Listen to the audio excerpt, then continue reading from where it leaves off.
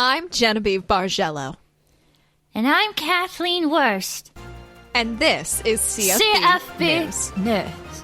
Kathleen is joining us here today on a career assignment from the local Trout Scouts. Kathleen, do you want to share with the audience, something? What do you love most about the Trout Scouts?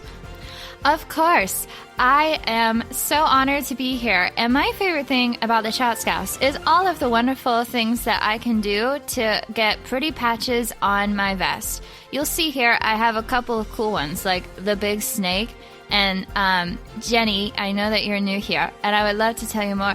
The big snake, you have to make a big one or find one. Wow. And I almost found one. It was really cool. Anyway, so the Trout Scouts means a lot to me because it provides me some social interaction that my family has said I desperately needed. And it has brought me here today because I am currently working on the career badge because I want to be a reporter when I grow up. And so I'm so excited to be here working on CFB News. And she did choose me, ladies and gentlemen. Kathleen Wurst, you may notice the last name Wurst. Yes, that is the same as Eileen Wurst. But I was chosen, and I want that to be on the record at home. I feel very honored to have been given this opportunity, Kathleen.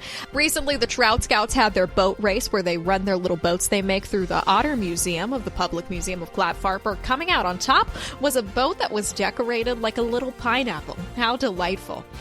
If you want to see more from the Trout Scouts of Clatfartburg, they will be at tonight's hockey charity game. They will be in the lobby selling their famous tempeh. Me and Eileen will be there at the event tonight, but enjoy this last 30 minutes without Eileen, because Kathleen has been such a great guest host, hasn't she?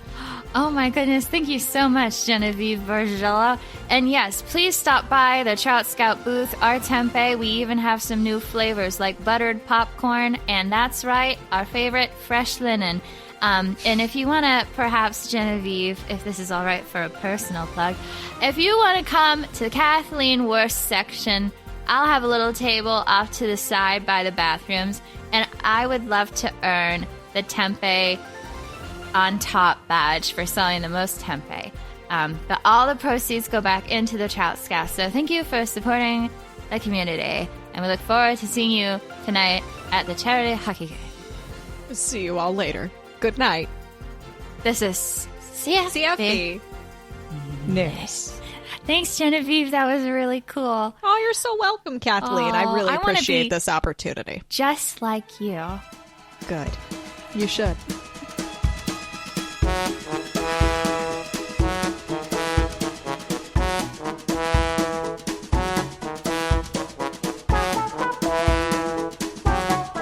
Well, hello, everybody. Salutations. If this podcast was a sport, we're slapping that puck across the ice and into the goal with this one. Because it's the hockey, it's the charity hockey game, guys. You know when they do silly charity sports that are for charity and they add silly and funny rules to it? That's what we're doing today. And what is the silliest sport? If not hockey. We chose hockey because of a listener suggestion, a listener headcanon from a few weeks back saying that Clatfartburg is probably really into hockey. And it did feel right. So we decided, why not? Let's dive into hockey in Clatfartburg. And, we also get introduced to a rival team today. That's very exciting. A rival town.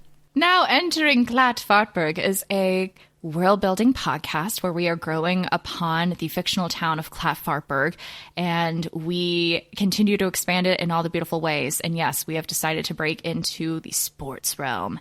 And as Felicia was saying, and I'm Elaine. And I'm Felicia. That was great because it gave me a break to eat my burrito.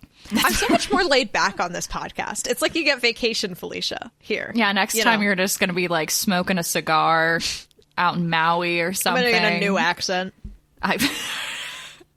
This was from listener Kate, who said, I think Clatfartburg's a big hockey town. Like, they fucking love hockey, but especially the local Little League and high school teams, which do play on the lake. And we were like, that's fucking checks out. I will be honest, I was picturing this in an arena. So I think the big leagues are in an arena. We're at the big leagues. And like, I've started dabbling with hockey. I haven't played it. I have a friend who is big into hockey, and I have slapped a puck or two. They got me out on the ice. I hate skating. I hate having anything under my feet that people expect me to not only balance on, but then use to propel me forward. But ice skating is knives on your fucking feet. And that just, I'm not here to be pureed food. But I do enjoy watching hockey as somebody who wants to be not actually living in an eternal winter, but wants to feel like she's living in eternal winter. Like, my AC is cranked up right now. I want to be wearing sweatshirts. It is 96 degrees outside. And that's why I like about hockey is I can pop in, you can do whatever. So I have some like colloquial knowledge about hockey, but I'm fresh to it. And then Felicia you did a lot of research. Yeah, I watched about 13 minutes of videos about how hockey is played and how it works and what the sport is exactly. I mean, I understand the visuals of hockey, but I don't understand the details. And I thought it would probably help me to make up these comedy rules if I knew what the rules actually are for the sport. So I think my 10 minutes of videos gave me enough to go off of. And I think we've all played air hockey, you know. Exactly. Yeah. Like it can't be that different. It really can't be that hard. Anyway, we're the experts of hockey. And so if you're a big hockey fan out there, we are right there with you, and you're going to appreciate everything that we create. So yes, for this charity game, we have each created teams. So I am representing the Clatfartburg team. Felicia's representing the rival team. So I know nothing about the rivals. It's quite a turn. This is where I went, because what I've noticed, I'm even looking around like my town and stuff, like not every sports team is the same name or the same theme. And some of them, honestly, it's like, okay, don't know where that name came from, but sure. And like they really run with it. So I really wanted to like expand beyond our aquatic, things. Like they love Crispy and they think they're a coastal town despite their lake. But Clatfartburg has a lot going on. And so I was thinking about my favorite words. And Clatfartburg is proud to be the home of the screeching whistle pigs. Wow. And so the whistle pig is actually a common name that's regional for groundhogs. Oh. And they're called whistle pigs because they do a high-pitched little scream, little whistle, and it's to warn other groundhogs that danger is coming. And so they became whistle pigs. My brother told me this. I laughed for like 3 minutes straight because it just sounded goofy to me. And here we are. I finally found a way to shoehorn whistle pigs into something. Yeah. And whistle pig itself sounds like a little cute, a little confusing. And so they're screeching. They're the screeching whistle pigs. I was trying to think of like what their uniform colors would be. And just, I mean, obviously like brown from the groundhog fur. I imagine the mascot is this like cracked out groundhog. And Does he have like a name? Because I will say my mascot does have a name. So it would be good if he has a name. Yeah. Wow. Me. My first thought was Winston. And then my second thought was Pete. Whistle pig Witter. Winston the whistle pig or Winston the Pete whistle the whistle pig. Winston feels better. Winston the whistle pig. I don't know. I feel like Ryder, maybe Ryder the whistle pig. I don't know. Winston feels Striker the whistle pig. Striker the whistle pig. Thunder the whistle pig, because it makes no sense. Okay, I like Thunder the whistle pig. So what Thunder the whistle pig will do, the mascot, right? He'll come out and he'll do the screech, and then he claps his hands, and a big thunderclap will happen. Oh, I fucking love that. Because Pexitani Phil, they're like, fuck that groundhog. Our groundhog summons thunder. He controls the weather. New Clatfartburg lore. He doesn't predict it. He controls it. He controls the weather. They are like, Pexitani Phil, absolutely not. Our groundhog controls the weather. It doesn't predict it. So that is now lore we have for the town. So he will summon thunder, and then everyone starts doing the thunderclap. Beautiful. Okay, so Winston the whistle pig. So I imagine they make him look really fierce. So he's like wielding a hockey stick, and then the other hand is a lightning bolt. Yeah. And then his like fur is like a little more jaggedy. Like he might have gone through the trash, but he's cool about it. Yeah. And then I think their colors, like I imagine like an orange and a blue kind of moment. Okay. Like it's like, you know, maybe a dash of green. It pays homage to the whistle pigs environment.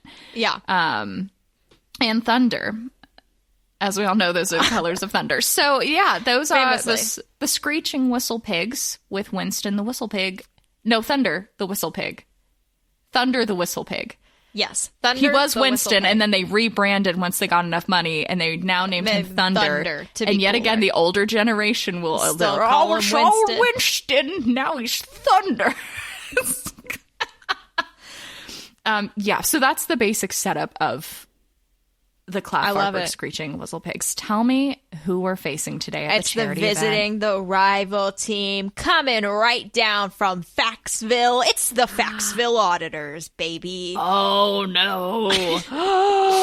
Not the Faxville Auditors. The Faxville Auditors. They're a highly technical team, very skilled, but not very creative, some might say. Very, they live up to the name, is what we would say.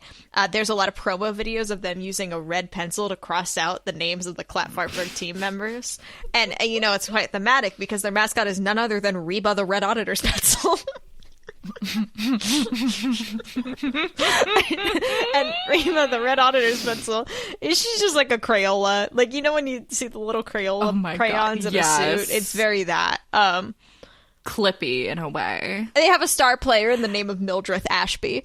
She Nice. is very technically tight, not very creative. I can run you through the names of some of the team members because I did this when I was bored. Yeah, I was sure. trying to calm down from the false fire alarm in my house. That was a whole journey. You don't need to hear about it.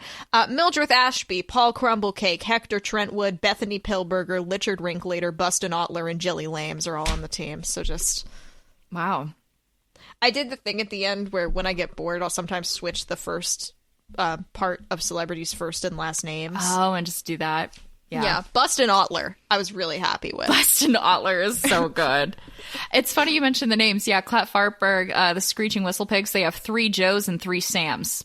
Love that. They all could have, like Samantha, Samuel, Yeah. someone actually named Sam. All of them refuse to give up Sam. Joe, we got Joanna, Josephine, Exactly. Joseph. They all remain Joe. So we have 3 Joes and 3 Sams. They have to use different octave pitches. They go, Joe, Joe, Joe, like that. And it's very, and so there's a lot of like communicating. They also, because of all of this, are really good with tone. They have an a cappella group as well. Yeah. And they're the Singing Whistle Pigs. Of course, yeah. Singing Whistle Pigs by day and the Screeching Whistle Pigs by night. What team do we think is on top for the season? Who is the underdog? I feel like it should be Clatfartburg because that's going to be more narratively interesting, you know? It fits that they would be the underdog. I mean, okay, this is the year they've just done the rebrand. They have a new coach. Things are kind of looking better, but they've had a really bad run.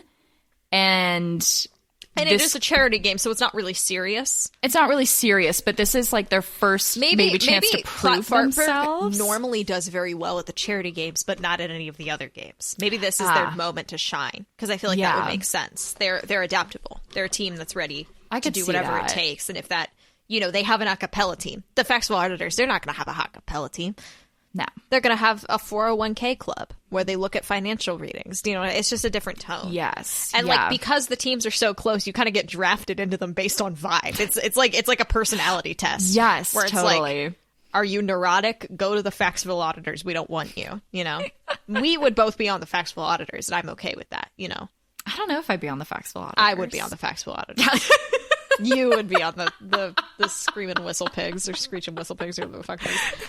Is it screaming or screeching?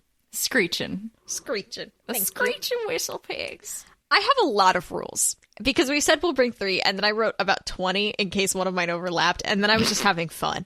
So I feel like you should put out your first 3, and then I'll put out one. Okay. And then we'll batch it like that. I'm actually reading. I didn't finish one of the rules, so that makes me feel better because rule 2 just says players in the penalty box, and it's like, yeah, that does happen. That's all it says. So I got distracted from time to time. I did write down here benches with Last Supper style dinner. I just was enamored by the concept of every time they go to the bench, they sit down to have a meal. A snack break? Hockey gear. No, but like a Thanksgiving dinner plated. Wow. And you have to sit at the table and tuck in your little napkin. And the teams switch out really quick, so it's quite important. It's like and everybody has the specific order that they eat around their plate. Do they eat sides first? Do they eat main first? I don't know. Maybe it's what team finishes off the meal that gets you a point. Who finishes the meal first gets you a point.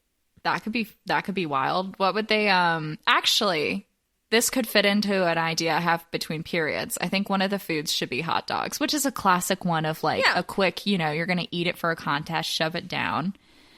So yeah, maybe there's hot dogs, some stuffing, vegan corn dogs, stuffing, peas. Is this around Thanksgiving? Is this when we're imagining this? I don't know, just an ornate dinner is what I'm thinking. Yeah, like cozy mashed potatoes, mashed potatoes. Mashed potatoes. God, I haven't thought about mashed potatoes in a while. But that's a side note. That's not even a whole rule. That was just a thing I was thinking. Wouldn't it be silly if after every break? So then they're kind of bloated, and it puts a weird vibe in the room. And it's like, who will take the brunt of the eating? So people who get benched, people it's start actually not a feeling bad ill. thing. It's a valuable thing. Well, normally what happens is there's 5 or 6 people who are always on the bench and just handle the meal. That's kind of a thing that happens. I like it. Here's another one. Every time a player in the audience catches a commemorative napkin from either mascot, the opposing team must switch a player out from the bench. So So in hockey, the switches happen quickly, right? Yes. This is going to be me trying to explain the rules I've come up with. We have the 2 mascots. They each have t-shirt cannons, but they have napkins inside because Nancy Pankins is involved with the event. I mean, maybe the Faxville Otters have something else, but I actually feel like they'd want to get in with it. When someone catches it from the audience, if they receive a napkin from Thunder, the Screaming Whistle Pig, then one of the players on the Faxville Auditors team must return to the bench and be swapped out with someone else. So the audience is involved. There's going to be so much switching out. Well, no, in that 1 minute period, they're shooting out cannons and people are constantly holding it. It's going to be like, go. It's strategic. It goes throughout the game. They're only allowed to shoot them every so often. But how many are they shooting at a time? Like 2. It's not many. Is it 2 for each mascot? Elaine, I didn't think about it this hard. I think... No, I'm just saying, I like the idea of it's a giant clusterfuck on the ice. It is a clusterfuck. Because they already were switching it out, and they're like, oh, shit, we have to switch back again, but then they switch out, and there's, collisions galore. Yes, I do think it is disastrous. And it leads to fights, you hear the thunderclap, and they come out, and the noise for the auditor pencil just make, no! That's what the auditor pencil's noise is. No! And they come out, and they shoot them into the audience. And it becomes this big battle, because now the audience is involved in trying to catch these things, but you don't want to catch one. So it's part of the job of each of the mascots to try and determine who is on the right team, because if it's for your team, you don't want to catch the wrong one. So it's kind of getting the but then it's also a game. Commemorative exactly napkin, so it's difficult. Okay, so I love that that's and I'm a rule. Scared of that. Yeah. It is a rule. My other one, puck is replaced by audience one suggestion at one point during the game. So audience, the viewers will vote on what will win, and what won was a Faxville Diners bread that is frequently compared to rubber. Oh, that's good. So that's just for 5 minutes in the middle. I love it. Just instead of a puck, we just have whatever the hell else is up for. And maybe they staged it so that it comes from one of the tables, and they're like, oh, they're playing with the bread now. That's just a fun one. Faxville definitely puts up a crispy plushie. That gets controversial. Okay, this is my last one. Own goals score double, but only if they're accidental. Wait. Sorry. I'm trying to get all these words. Okay, so if someone accidentally scores on themselves, it actually gets to count as double for that team? Yes, but for only if their it's team accidental. or the opposing team? No, for their team. For their team. So only if it's accidental. Wow. Okay. A lot of drama there. So we got a lot of people replays. Faking it, but trying to make it. Oh no, I stumbled over the bread roll. And there's a lot of drama around that, Oh my God, I can imagine. That was something I liked, because it was just, it's so subjective. Because it's so stupid. Oh, these refs are goals score double, only if they're an accident, though. It's yeah. Okay. Oh, this is the stupidest rule I came up with that we are led to. This is so fucking dumb. All the players are mic'd, and goals are invalid if player does not shout "what is" beforehand, like they're on Jeopardy. Oh my God. I feel like that's a rule Faxville brings to the table, And the other team is rid of every time. They're like, and you know what? The council has looked at this. We will be getting rid of this. This is another one that Faxville brought up, and they have vetoed. Overtime is a debate round where it is argued who should win. That has also been vetoed. The periods end, and then all the teams come out lined up, and then the judges come forward, like America's Next Top Model style, and they go, each team brought forward a lot to the table. I feel like this is more a deep dive into how my brain works than it is about hockey. My favorite thing is, like, hockey has a lot of, like, rules. That obviously, I only once know you know 15 them, it makes minutes sense. of them, Elaine, so, you know. There's, like, a whole thing where, like, there's icing, the amount of, like, penalties. Obviously, offsides is always a thing, but yeah, to add all this on top of that is insane. What are some of your rules? Yeah, well, since I have 3, I'm just going to say 1, and then we'll go back to yours. So this is a rule, and if you don't follow it, you have to go to the penalty box for 3 minutes, and if you break it again, you're kicked out of the game. Wow. After every fight, you have to go over and kiss the opponent on their forehead. I love that. In the spirit of goodwill. And it's a lot because the helmets are do they have to kiss through the helmet? They can kiss on the helmet. That's fine. Okay. There's a whole thing where you, like, sun people, which is when you, like, get your little hand, you bop them on the head. Usually in, like, a demeaning way. Sometimes it's nice, but you get sunned. But this time I'm like, they fight. They have to kiss each other on the forehead. I love that. They don't want to. They're not happy about it. It's kind of like when they're like, okay, you love your brother, give them a hug it out. And you're like, I don't want that. So there's definitely got to be a player who's known for missing their kissing. Like, no Paul kiss Crumb Eric Cake. or something. Yeah, I don't know. They need to have like, instead of kissing Kate, you know, we have... Or maybe there is Kissing Kate. I want there to be a Kissing Kate. And what she does is, like, she almost, like, kills you basically on the ice, and then she kisses you on the forehead, but it's known as the kiss of death. Essentially, you've been marked as an enemy by her if she must do it, and you will I love that. face the consequences. Oh. This one's really dumb. So the penalty box, when you're in it, you have to stay in for the amount of time you stay in the penalty box. But then, before you leave, you must deliver in a convincing Western accent the line, "Just you wait till I get out of here. Hoo-wee!" And then you can go back on the ice. Can we also make them have to wear a cowboy hat while they're in there? Yeah. So it's an old jail-themed area, and there's a prospector who guards it. And there's another rule associated with this, which I had forgotten about and saw on my page and was like, whoa. It says, when the prospector walks on the ice, all movement must stop.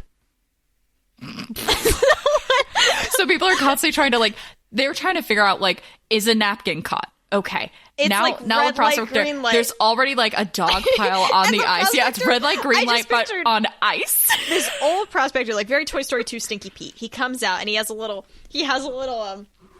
I'm getting up to establish this. He walks around with his little hunchback and he has his little pickaxe.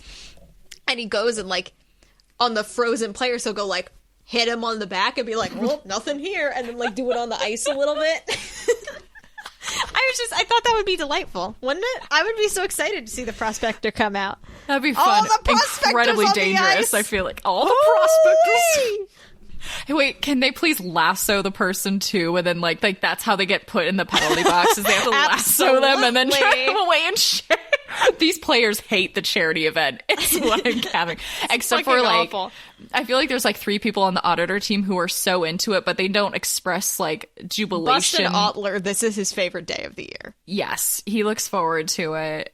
Bustin' Ottler, Bethany Pillburger, they love this shit. He laminated the rule sheet for everybody and highlighted the key things and has it taped on in front of them in the bench. That's mine. That's my prospector addendum. So the snow angel, once a period, in the middle, like once you're halfway done with the period, a white puck is released onto the ice. And it kind of blends in with the ice. And you're still focusing on the main game. But if you were able to wield the white puck and go with it around the rink 2 times without it getting stolen, you get an additional 10 points, or you can take away someone's hockey stick and they just have to skate. And then they officially are cursed as the snow devil. And they now have to like do tag or something. I didn't fully figure. I didn't know where I wanted to go because I wanted to see if it could picky off of anything that you had produced as well. Maybe they have to become a prospector as well. Yeah. It's like when you do that tag game and now like, or the zombie tag and now you're a zombie or something. But famously, the Snow Devil is just what a prospector is, you know? Yeah. Well, that's what they call foxes in Clatfartburg. They're the Snow Devils. Yeah. So it's a clear because they have Arctic foxes in Clatfartburg. Fun fact. God. I like that, though. I like yours seem to have a grounding in reality of the rules of hockey and are rules I could actually see implemented, whereas mine are very clearly gleaned from about 3 yours minutes is around of watching the it. Art of hockey, because mine is about the experience. I am thinking about this as a sport. Viewer. I have no concern for the players. A play as well. This like is hockey, what would make me want to watch hockey. You know? Yeah, I mean, like that's why people love a brawl. You know, that's not part of the rules, but it's part of the game and the viewing experience. And you've really brought more. You've enriched it. I'm going to add even more. When there's a penalty shot, they have to do an ice skating spin, and they get some ice skating evaluators there. So it's just how good of a spin you can do. This plays off of a rule I have. I was going to say, I was thinking this might have some overlap. Beautiful. Lifts are allowed and style points get to be counted. So if you're in the middle of the game, you want to do a cool move, you can start doing some like, you know, ice figure skating moves. And if you do it in pairs, even better. So if you lift a partner or whatever, you can get style points and you can still try to make goals as well. So 3 style points equals 1 goal. Beautiful. And it's kind of summed up at the end. So now a lot of these players do not have figure skating background, as we all learned from the movie, I believe, Go Figure, or it's one of those Disney hockey movies / like, oh, we have the ice skater who can only join the hockey team. Let her skate. Hockey and figure skating require different skills. And so you're trying to do figure skating on hockey skates, very different vibe. Yeah. I have worn hockey skates versus figure skating skates. Completely wild, different experience. Yeah, but if they have a little pizzazz, it's also fun too. So if they have like a fun, like sparkly little leotard underneath, like it's kind of hard to like show it, but like they can like they know. They do an evaluation beforehand to see everyone's outfits. So yeah, the penalty shots require some sort of flair, some sort of style point to be implemented to be effective. And this promotes people. It makes them want to like practice a little bit before the game, and so those are fun montage clips that they play on the big like monitors and stuff on occasion. Well, yeah, because for the auditors, you know, prepping for this is like their performance incentive goals because they have those on the team. Yeah, they have whole KPIs. They got a whole scrum board. Yeah, they have a scrum board. I will give my last one. During the second, I called it an intermission, which I realize is probably not an intermission. But yes, the intermission. The intermission of hockey. Yes. During the second intermission, each team performs a choreographed dance. The winning team gets an extra point. These people are going to be so fatigued by the end of this. Can you imagine? You've just had to do all this hockey. You're basically doing relay skating back and forth. You're slurping up people food. Do it. They're fine. Make the prospector and the eating people do it. Yeah, the B team. But most people know there's about 8 people who are actually going to be on the ice in this hockey game. Everyone else is for the dance squad and the food. Those are two. I mean, they rotate them out a lot, though. But, they do. Okay, imagine the Screeching Whistle Pigs. They do an AC/DC Britney Spears mashup for their routine, and it goes decently well. I think the auditors. It's Coldplay. Yeah, it fix you. The entire mood in the stadium just like quiets and it's just a weird vibe. Yeah, it's like too deep and it's like, but it's a beautiful routine remember though. Where we are, you know. But a lot of hockey fans are like, we don't really care. So it's like actually really gorgeous, but people are like using it as, you know. Yeah. Goes big on the modern dance subreddit. The beer break. Oh yeah. really They pissed off. actually hire these really experimental. They really want to win these because Clatfartburg has such a history of it, but they want to do it in a refined way. So they hire like out of town professional choreographers, but they get ones that are way too experimental and like too highbrow for this, Yeah. So then they're doing like full modern interpretive, and it's like I don't know, Yeah. And it's actually That they're not much. even doing it to Coldplay; they're doing it to discordant synths, Oh, just yes. kind of an assemblage of sounds that you're like, is that music? Was that purpose? Is that what you did? And we got to know it's echoing throughout the entire arena. So it's getting a lot of, there's something weird about watching dance groups do stuff at sports when the music is kind of background noise, but it's echoing and you're watching them. So like, and just based on the way the sound travels, it doesn't always line up and it just feels like a weird, and they're so small. They're so far away. They're so tiny. And you're like, well, I can't do that. Get That's back to impressive. Pixie Hollow. Oh my gosh, look at you, Polly Pocket. Oh. I did want to throw out, I think that the refs should be hooked up to lines and zip lines and stuff. So like they can like pop in and out, Peter Pan their fucking little hearts across the way. Yeah. And this might just be traditionally how the Screeching Whistle Pigs have their refs, do the games, but I really want that to be a thing for this charity event. They because I guess that's where the cameras might be tracking too, and they just like put the refs up there instead. And that way they can have a clear shot of everything happening to call it out. They actually have to have 10 refs reviewing this game. Yeah. They're hanging up there like bats. Yeah. But it's a charity event, so everyone's willing to And they help actually out. get dressed in little bat costumes. Oh, that's so good. And then when the prospector's out on the field, he'll go, "Oh, these darn bats. Always screeching and shit." Then he goes back. He doesn't curse, but Wow. Yeah. The only screeching I like is when it comes from a whistle pig, he says. I did want it to be a thing. Stadiums and teams have their own thing. So obviously it's like the thunderclap. I want everyone before, like when they do a penalty, like if there's offsides, like the teams meet up again to then hit the puck and continue the game, So right before that puck is put to the ground and each opposing player is trying to take the puck away from them, I want all of the Whistle Pig fans to just start screeching like whatever, and this entire screeching stadium, and it's so alarming and It's unsettling. It's unsettling. Like any kind of high-pitched screeching, awful. Any dogs in the vicinity are losing their mind. All animals are losing it, and it's like shrieking around. I imagine the Auditor fans are disturbed by this. Yeah, because their chant is just a nice tut-tut, It's just a... Looks good. Looks good, folks. All Looks clear. good. No discrepancies. Let's cheer. There is no fat to be trimmed. All of these the most processes half-hearted are shit. necessary and important. It sounds like a class reciting the national anthem. Well, that's their vibe, Or the Pledge of Allegiance. What am I saying? The Pledge of Allegiance. It's their vibe or it's my vibe. Are the Faxville auditors just some like ego presentation? Like I think Freud would have a field day with what I'm doing here today. I love Me it, though. versus I the prospector of chaos in my life who forces me to stop moving because I like things to stay the same. Yeah. Oh, yeah. We can take this offline. Yeah, we'll come back to it later. Yeah. Okay. How about stuff in between each period? Do we want to talk about? We have the dance because We that's have the the dance. second intermission. You mean the intermissions? Oh, sorry. I'm so sorry. As a hockey novice, the intermission. So that, Thank you. first intermission, the dance. Second intermission, I would like audience participation. And so we're going to have 3 teams, and there's going to be 2 people on each team. So mostly kids. And it's the hot dog curling contest. And so the way there's a plate of hot dogs.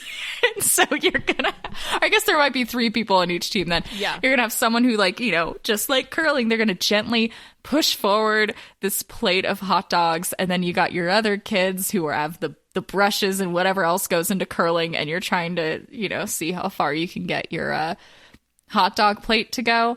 And then whoever wins gets to keep the hot dogs. Even if they spill, they're like, you still gotta eat it. You did it. And it's very painful. But yeah, the hot dog curling contest. Do you have any thoughts on the final period? The final intermission. I went to a hockey game once where they brought out a bunch of cars and drove them around the ice. Perfect. And that felt fucking wrong. So I imagine instead of showcasing Toyotas, it's like go-kart mini race across the ice. But these go-karts are not like, you know, Ford trucks that can handle such terrain. So it becomes accidental bumper cars, a little dangerous. But people love the thrill. And Eileen Wurst and Genevieve Bargello are there reporting on this. And it suddenly becomes like racetrack, you know, reporting, which is, you know, they did another loop.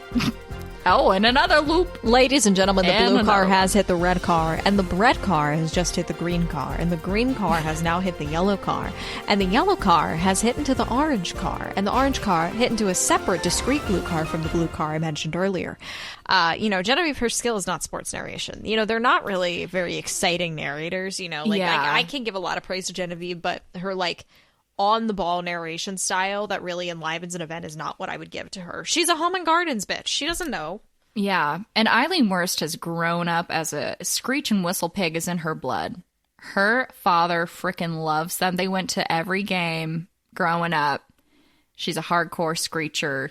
Yeah, she gets too into it, and her voice starts to get a little more like I imagine she's like, and there goes one of the three Joes. No, not like she turns into a column.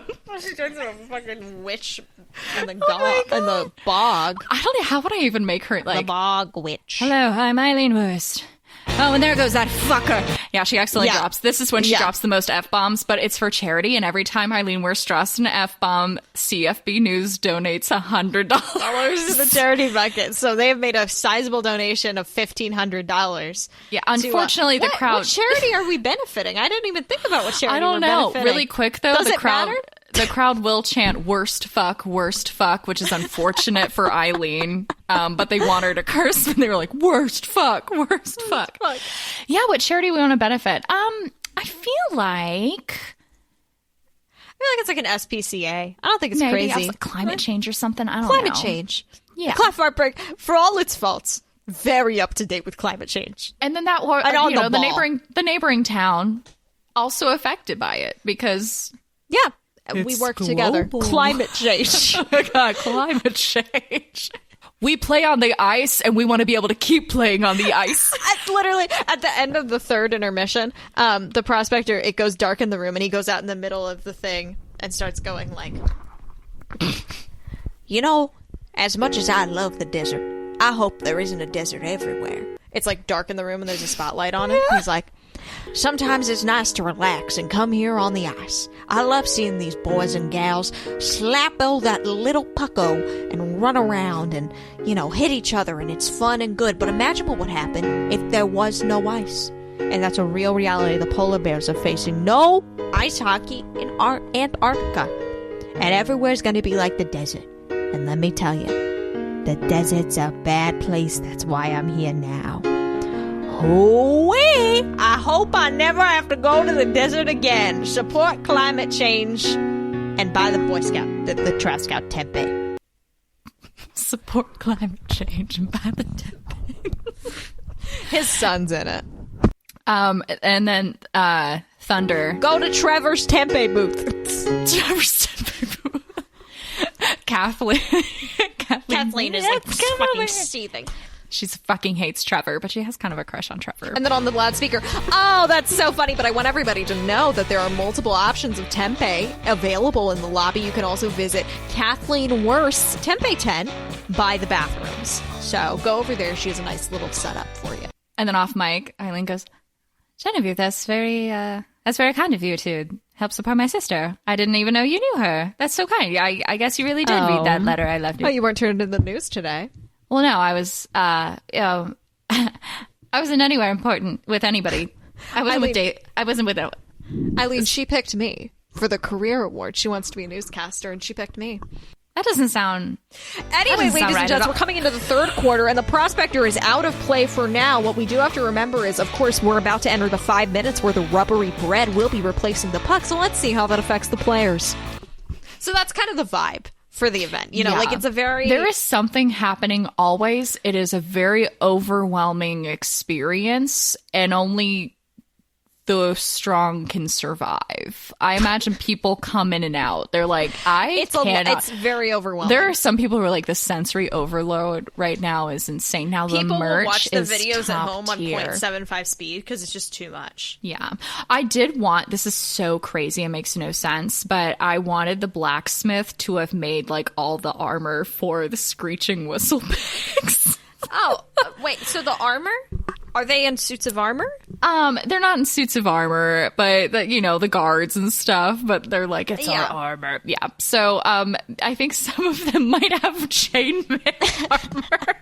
So that's why they're so tired. God damn, That's why they're so tired, but it's also why fucking chainmail. they're so tough though. But They're they are so so tough. protected when that bread roll hits. Yeah, when any of the players hit them, it's a big ouchie. It's a big ouchie for them, for the opposing team. All right, I think we should play through. I want to see how this event goes, and I think there should be something big that happens in it. I want some sort of big moment. You know, like I just feel like we should figure out, how does this event actually go? Because we can talk all about it in theory, but I want to know what happens, you know? Yeah, yeah. I think Clatfartburg has come into this event quite intensely. Mm-hmm. You know, I think a fight needs to break out. That's the heart of I think hockey. so too. What would cause the fight? Could it? I mean, I think very obviously would be the own goal score double. Could be very easily become a fight. But I want something more. Maybe one team doesn't think that, just you wait till I get out of here. Hoo-wee! They don't think it was a good enough voice. Somebody did it in New York like I just did, in that insane way. The choice I just made. And that caused a lot of uproar. We should have a ref who's rigged, who's been paid off, who's making some bad calls, and they finally... Yeah, so somebody... I don't know who's paid who. Maybe the auditors have done a really good job. They would know how to keep it clean. That's true. Paying off somebody, that could be pretty silly. Mm-hmm. But basically, they can then be the ones like, you're hoo-wee, whatever. It wasn't good enough. You get double penalty. And then all the screech and whistle pigs... Like, you accepted a guy doing a British accent 2 rounds ago. This is a goofy part. This is not an actual thing that actually matters. This is one of those more technicality rules that as long as you tried, we give you an effort, you know? Yeah. And, like, one of the Joes only has, like, 5 teeth remaining, you know? It's a little harder to talk. Joe goes hard. Joe goes hard and is dedicated to doing all of that. And Joe likes applesauce, so it doesn't matter. But, you know, that's a lot. And then that sparks some fury. And then that's when somebody, and I don't think we fight the ref necessarily. I think a misunderstanding, you know, when you go to swing for the person and you hit somebody else. I don't know if we have that, but a fight needs to, like, a brawl between, like, a sizable amount of both teams needs to break out and go fucking nuts. And then that's when the crowd goes crazy. They are living and for it. And then all the refs drop down from the ceiling in formation style, like little army parachute guys. Like they're like doing a professional heist or something. Yeah, they come in like it's the fucking scene in Debs where they come down from the ceiling. The person who's managing the music, they start playing the Jaws theme song as they come down. Like they were having the time of their life choosing the backtracks to. So Clatfartburg gets in the fight, right? Yeah. And I think only one ref is paid off by the auditors, by Faxville. And they're the ref that manages some of they're on prospector duty. They're on prospector duty. Yeah. They'll turn a blind eye to some of the auditors, you know, going a little slow to pause their movement, but they'll be harsh on the screeching whistle pigs. So I think that comes down, and maybe the other referees see this fight that has broken out. Because Clatfartburg started the fight, it would still be a penalty towards Clatfartburg, right? It would be, you know. Yeah, because they started it. Because of this, I think maybe the Faxville auditors planned for this to happen, right? Oh, yeah. The Faxville auditors planned for this to happen. So, for their penalty shot, they did a choreographed routine to Total Eclipse of the Heart. And they did a triple axel, which gets them so many style points on top and this of is everything. A guy, they're like, are we sure? Are we sure that's Paul Crumblecake? And so this is the thing. I think this becomes a big investigative reporting where because you're not going to know who's who. They find out the number one, Paul Crumblecake, replaced with a professional figure skater. Number 2, the referee rigged the referee. And you know who else got paid off? Is this a bold choice I'm going to make? No, then she'll be hated by the town. I was going to see Genevieve got paid off to be a little nicer to them in the thing, but she would be hated so much, and I think she'd be public enemy number one. Did Genevieve used to date any of these people? Oh. And there's some, like, she's trying, part of her old past, like when because her whole thing is that she lied about a sweater and it was made from Zara, but she claimed that she made it, right? Yeah. So, like, what if someone during that time of her life, like, she's clearly left town to come to Clatfartburg to escape that.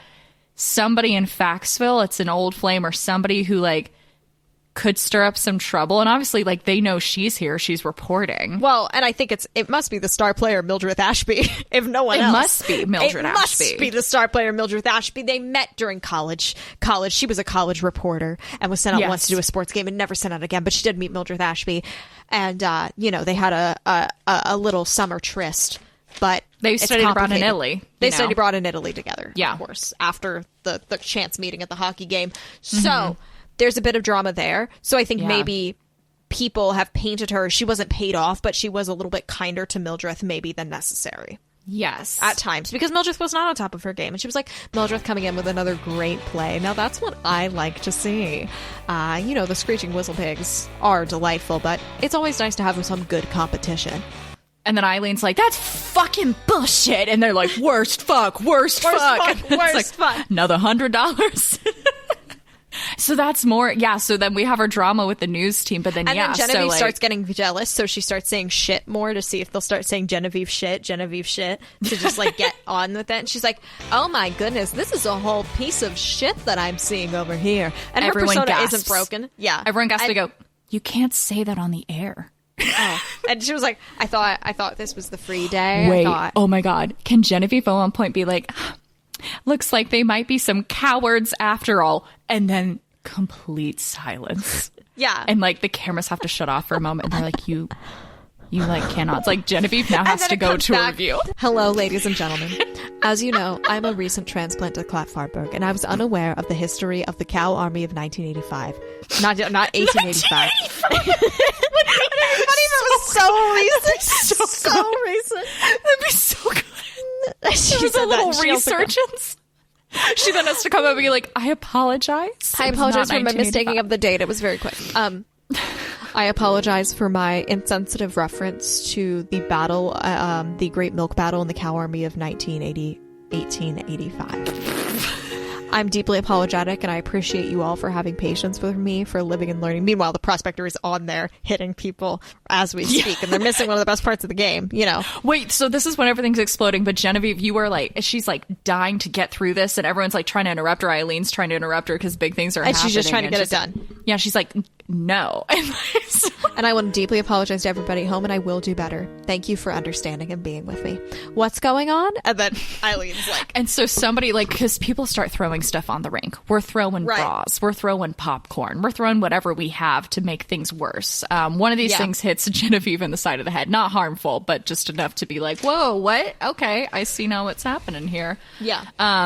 Eileen Worse is going through a lot emotionally, too. She's just learned Kathleen, her stepsister, has betrayed her in such a way, but she's also riled up about the game, and that's a lot of emotions, too. And I think Eileen is now actually too personally invested in this brawl. She does not have that good journalistic step back. Yeah. And here's the thing is they had given the Screeching Whistle Pig the go ahead to go out and do his t-shirt cannon bit just a moment before. And, they spent all the money on getting the refs and the stealing that they didn't put an in-ear on the guy.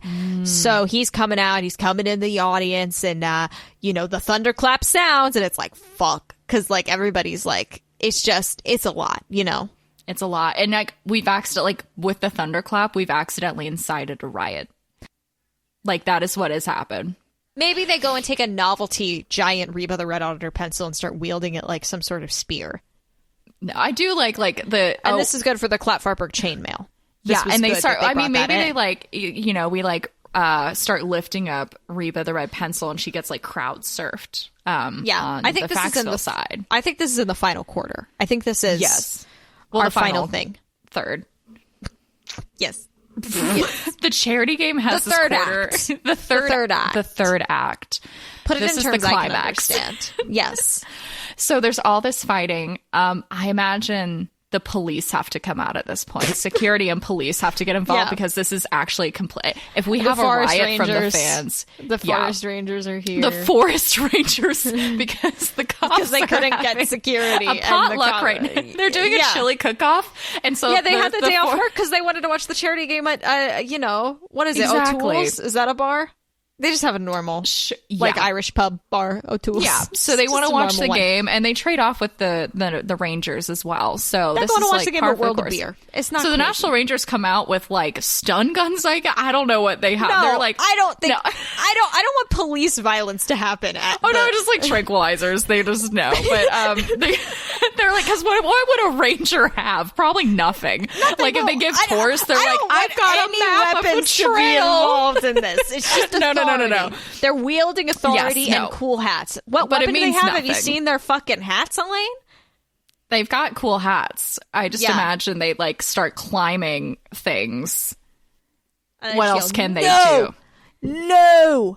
And then eventually, that is also, as we know, the rallying cry of Reba the Red Pencil. So that makes and then that makes Faxville team. So they think they're ruling in favor of the Faxville. Maybe the Rangers start doing, they're like, okay, this is how we herd, this is how the buffalo herds move. How can we use animal tracking to try to gather up all this rage or whatever? So they're able to start corralling They lure people. them to either sides of the rink with the food from the Last Supper dinner. Yes. That they start spreading gossip. Leftover. They're like, hey, that team, they ran out that exit over there. And they're like, yeah, let's go. And they eventually separate them all, right? Yes. And they're playing Enya really loudly outside of the arena. So people are, they're immediately hit with a little bit of calm. The Enya reset, Exactly. But that's only a portion of the people we're able to get out. We're able to get the fans out slowly. The hockey teams. I think through their methods of using the food to corral people over, because they are realizing the clock is running out and each of their meals are very close to being finished. So if they separate those meals on opposite ends of the playing ground, each team will rush to it to try, because I think they're tied right now, to try and get the final point. Oh, it comes down to the last bite. I mean, who do we think it is? Do we think it's... I mean, should we go to a random, I think so. Or something. I think we need to lead it up to the fates. All right.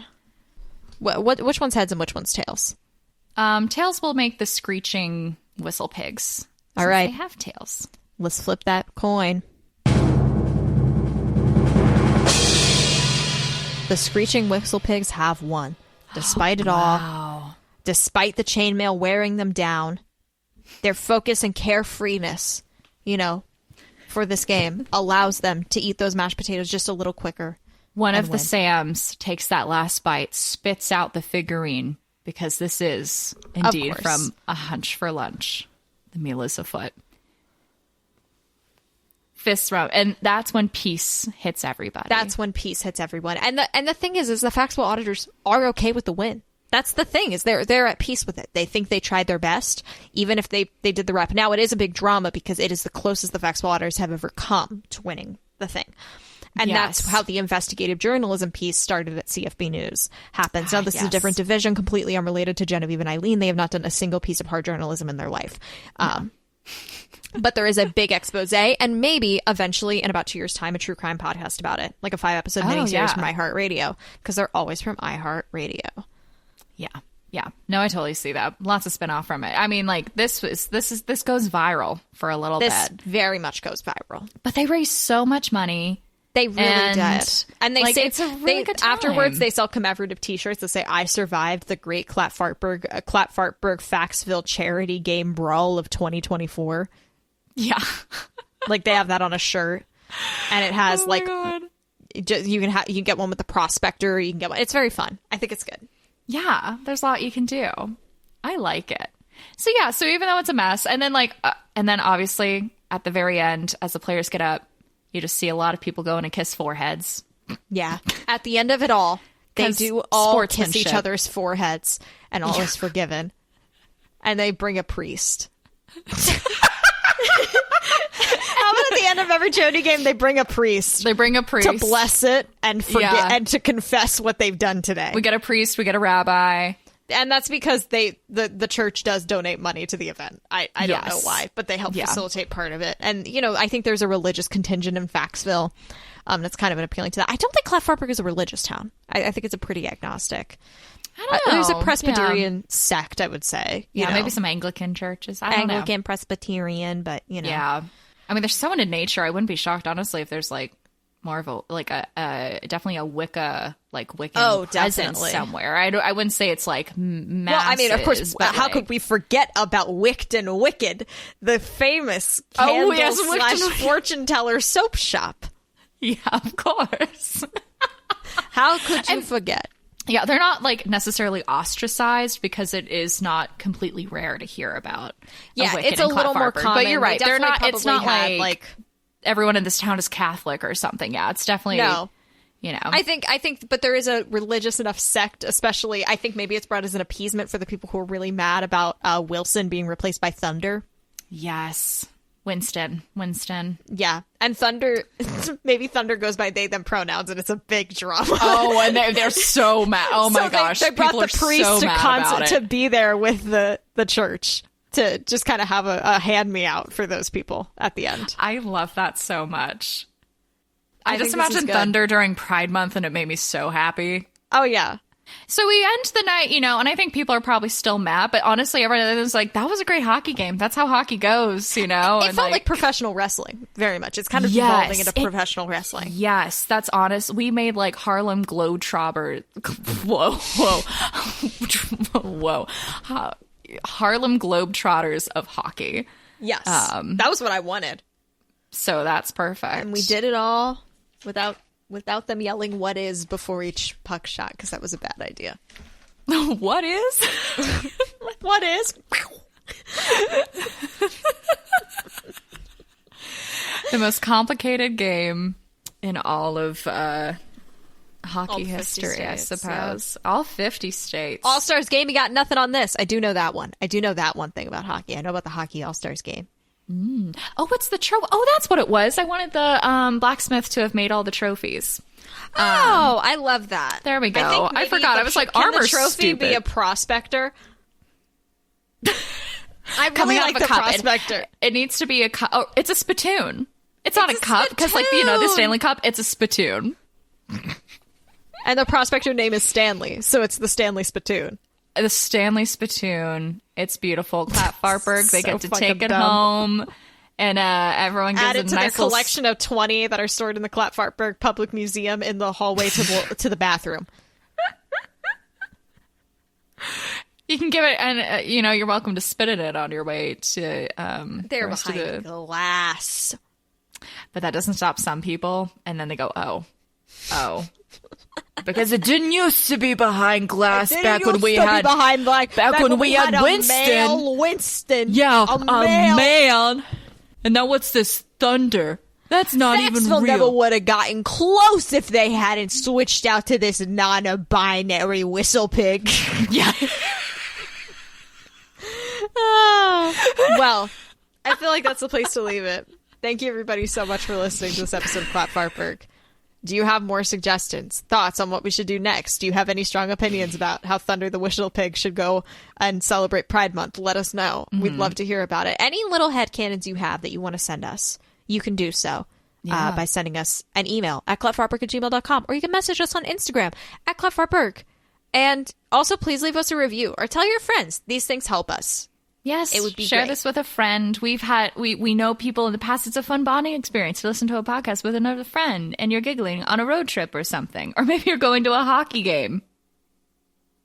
I'm sure that's a lot of people. I'm sure you're doing it all the time, and that's a huge sect of our going, listenership. Are you? We have a lot of hockey fans. But each episode we like to celebrate a little headcanon from a listener, and I think I want to do this one this week from Olive. Olive says that they like to imagine that Clatfartburg has a local anthem or something that is sometimes played at events, and there's always one old guy who takes it really seriously if you don't sing. And they said, like how I imagine some Americans are about the Pledge of Allegiance, I'm one of your 5 European listeners. So happy you have stuck around after the last episode. Yes. But I agree with that, and I think that definitely was a feature at this game, and part of the reason why they brought the priest in, because they had a subversion of the anthem for part of the charity thing. They like change around the lyrics as like a fun little goof, but people get real pissed about it sometimes. So. And if you want bonus content, you want to help support keep this podcast going, we have commentary tracks, and we also do bonus episodes. So if you ever have a hankering and you're like, hey, it'd be fun if you guys did a bonus episode on this, like something that's a little more niche that might not need to go on the feed. We've done Public Museum of Clatfartburg so far? Yes, we went. And that's the only one yet. That's the only one yet. So we got another one we're doing coming up. So go ahead, send us your suggestions, because obviously we want to, we have fun making it, but we want you to enjoy it. So if there's anything niche, we had once mentioned like Queso Closed as another restaurant. Like there's so many little tidbits and like all these episodes where we'd love to go dive in more. So let us know. Yeah. And you can go to clatfartburg.com, and that's where you'll find all of the goodies. And we did the Maurice commentary track, which was absolutely silly and goofy. Very chaotic. I mean, it's my favorite movie. It's really embarrassing because I re-listened to like a part of it because I edit them, so I make sure like that they're good and they make sense. But there are some parts where I can hear myself lip syncing along to the words of the movie, and that is a real eye opener, guys. That doesn't feel great. Oh my gosh! And I still rank buildings based on how painful it would be to sit on them. Yeah. So Elaine had a great time watching this movie. It was. I did. It was an experience for her. I think if you have ever been in a weird situationship, God, Maurice will do wonders for you. That's what I'll say. Like that movie will hit for you. Yeah, it really, and it has a satisfying ending. So it's so good. It's very good. Highly. I mean, this is more just an ad for the film Maurice. Great movie. Check it out. Got Hugh Grant in it. There you go. With that all being said, we will see you in 2 weeks. What's a hockey themed outro we can do? Thunder. No. Tut tut. Bye. Bye.